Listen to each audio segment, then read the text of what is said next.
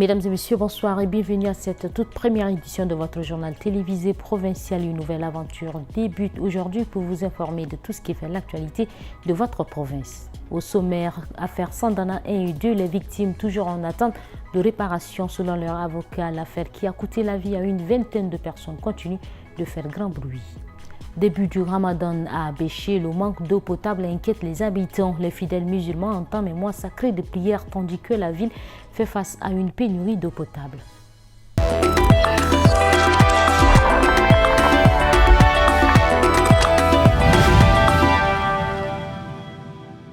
À Abéché, la pénurie d'eau devient de plus en plus critique à l'approche du mois du Ramadan et avec l'installation de la canicule. Les robinets se tarissent et le prix de l'eau flambe, rendant l'accès à cette ressource vitale encore plus difficile. Les habitants inquiets font face à cette situation. Le constat de Brahim Adam rendu par Asmo Djumleila.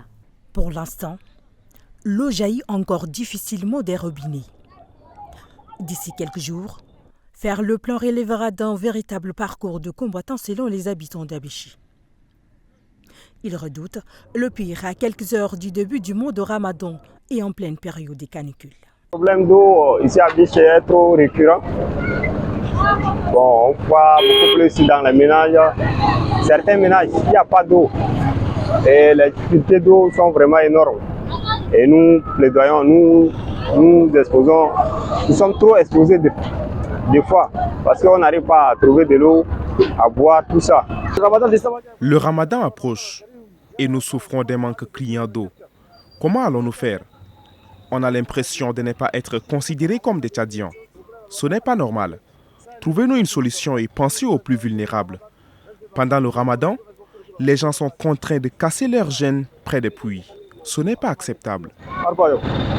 L'eau a toujours été le talon d'Achille de la ville d'Abéché qui compte plus de 180 000 habitants. Le projet Biteya 2, lancé en 2019 pour construire 2 grands châteaux d'eau et pallier ce problème, peine à se concrétiser. Dernière nouvelle, les pousse-pousse contenant 10 bidons d'eau se vendent désormais à 2 000 francs CFA contre 500 auparavant. Prévue pour le 26 février, la séance élective du conseil communal de Mondou s'est finalement tenue ce 27 février dans la salle de réunion de la mairie. Une session marquée par l'élection du maire dans un contexte de haute sécurité et avec un score très serré entre les deux candidats en liste. Les travaux ont été ouverts sous la présidence du préfet du département du Lac-Oué, Ahmed Oumarou Djibril Rassam Mordjumleila. Le vote a finalement eu lieu et a débuté à 12 h. Nous, journalistes, n'avons été conviés qu'au dépouillement des voix.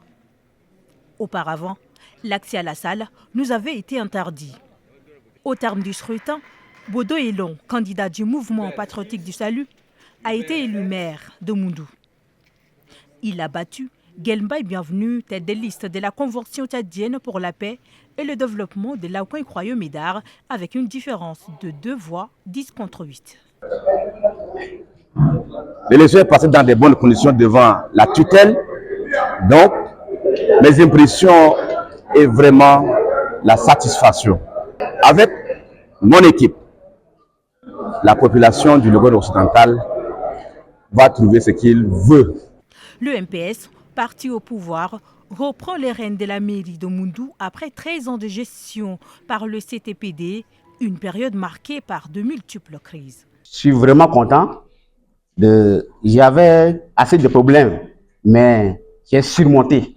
Je sais que j'ai laissé les traces. Je sors à tête haute. L'élection s'est déroulée à bulletin secret, sous haute surveillance des forces de l'ordre déployées autour de l'hôtel de ville de Mondou. En tournée dans la province de l'Atandilé, le chef d'état-major de l'armée de terre, général de corps d'armée, Djontan Marcel Wainati, a rappelé aux forces de défense et de sécurité ce 27 février leur rôle crucial dans la lutte contre l'insécurité. Cette mission s'inscrit dans le suivi des opérations militaires et met l'accent sur l'éradication des coupeurs de route et la lutte contre les abus internes.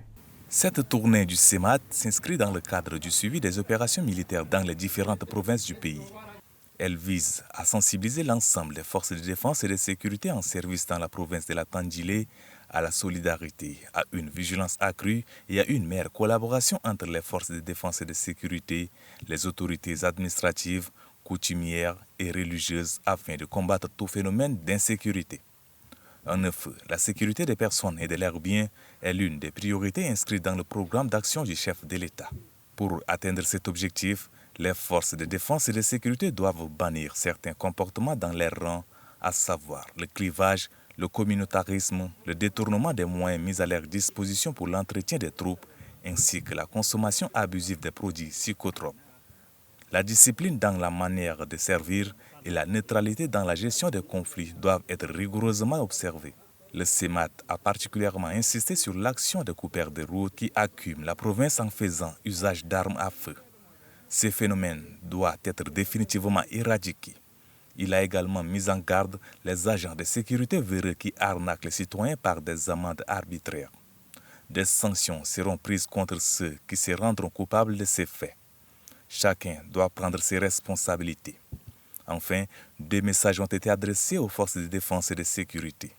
Il s'agit de l'incompatibilité de l'exercice des fonctions des FDS avec la chefferie traditionnelle et de l'interdiction formelle de publier sur les réseaux sociaux des messages susceptibles de porter atteinte à la cohésion sociale.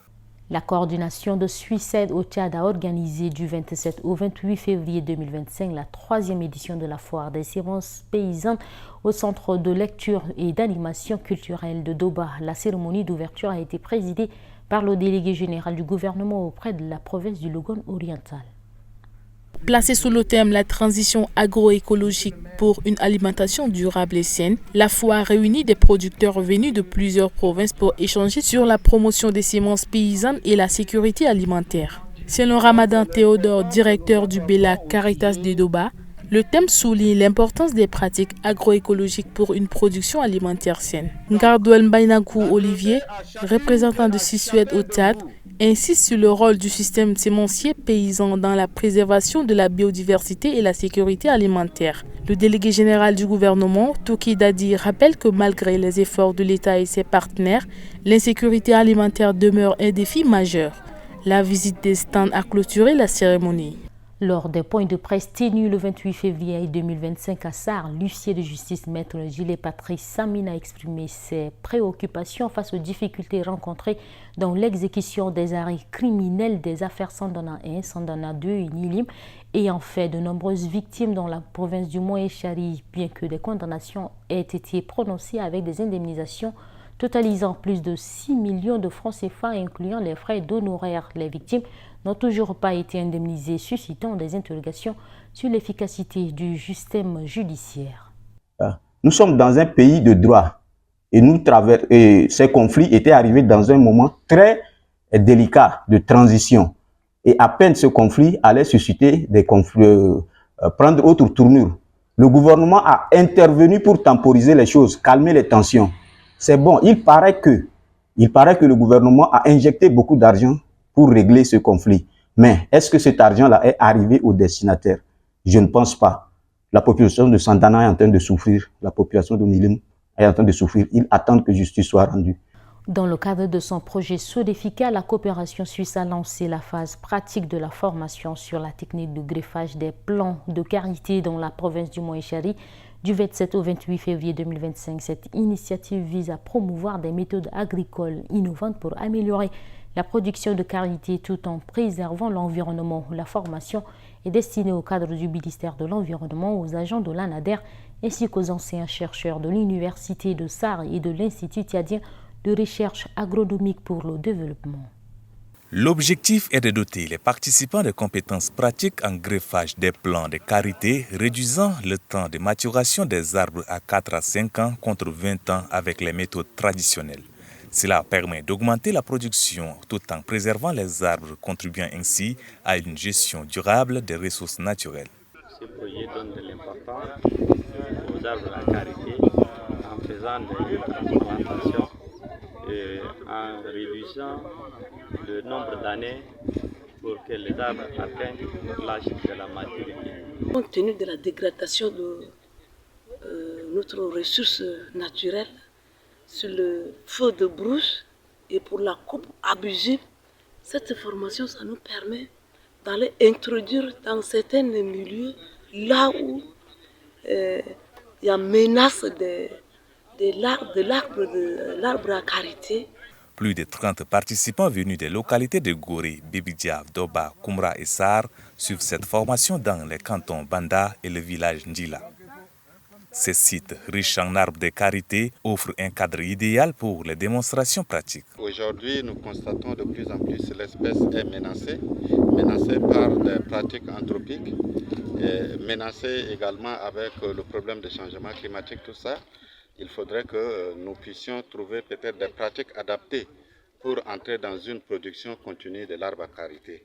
Cette initiative de la coopération suisse en partenariat avec Caritas Suisse à travers le projet Sodefica vise à promouvoir un développement durable en alliant innovation agricole et protection de l'environnement, renforçant ainsi les capacités locales pour une économie rurale plus résiliente. Mesdames et messieurs, c'est tout pour cette édition. Merci de l'avoir suivi. Restez toujours sur Tchad Info pour plus d'informations.